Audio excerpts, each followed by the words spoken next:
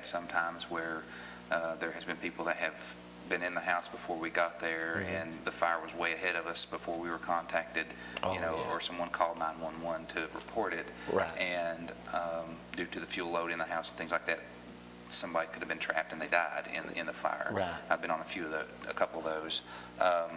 But we have saved a dog in a house fire. Very good, very good. You know, that means a lot to and people. that means a lot to the family. Yeah. You know, I mean, people don't understand that when someone loses everything they have, right. you know, a lot of times people have everything in a home. That includes their memories, their pictures, their albums, you know, different things. And you'd be surprised that the smallest thing, like a picture on a wall, on a mantle, that didn't get burned up, what that means to that person, you know, that you saved that for them because it has a lot of memories with it.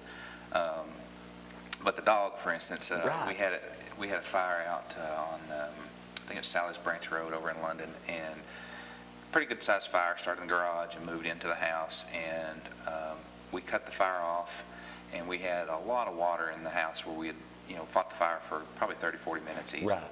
And you know, we're inside looking for extension and putting out little small pockets here and there. And before we start the salvage and overhaul process, you know, we're looking at different things. And, you know, I'm walking around in water about this far because we put quite a bit of water in the house, you know, about 8 inches of water. And we go to move the bed because we need to move the bed to get to another area. And as soon as we lift it up, this thing jumps out at us. And first thought it was a rat, you know, because I was like, what in the world? But it was one of those little Dachshunds, wiener dogs, and it had been under that bed, and the bed had protected it basically from the fire, and there was fire in that room. And it came out unharmed, and we gave it out the window to some other guys, and they gave it to the owner, and the owner was really happy that the dog was saved, you know, which is very good. Oh, that is so good. It's just, to most people, animals are just like family members. Exactly. You know, and even though we didn't save a person, we saved their other family member. That's right. And you know, a lot of people get the misconception about this. You guys are prepared for the job. You just don't walk in just like we are right now. No. You've got total gear on. You've got a face mask on. You've got everything. You're ready, prepared. Yeah. And that's the thing too, you know, with being in the fire service, I talked a little bit about some of the guys that have hours and they work other jobs. I'm fortunate enough to work for a fire department. I work for Lexington full time, and I just started that a couple of years ago. But before that, you know, I had a lot of training that I put through, a lot of hours here in London, and still do to this day. But we prepare, and that's the best thing I think about our department, the Laurel County Fire Department, is we train our people, and we don't just train our people and say, okay, you're trained, here you go. We have great officers and great, you know, staff that say, all right, these guys are trained, let's do this again, you know, because sometimes the small things you'll forget. Right, exactly. And whether it's, you know, you talked about our gear, you know, we have bunker pants we put on over top of our clothes, we have a jacket, and we also have what's called a Nomex hood. It looks like a toboggan hood type thing.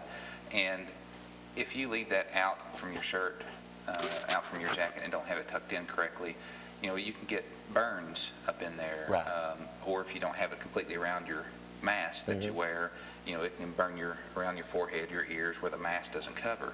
And, you know, we train everybody. We have drills where we have gear drills, you know, confidence drills where we have people that, you know, aren't too familiar with, especially new people that maybe been there a year that aren't real comfortable putting the gear on and being inside of a fire.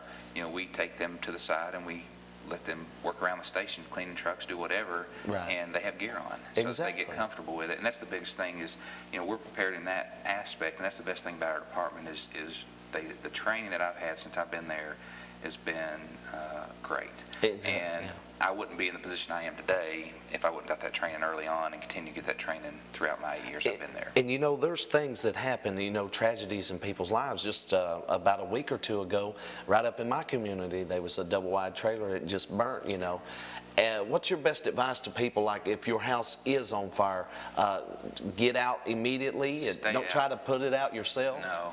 We've seen people injured because, you know, they think, well, it's a small fire.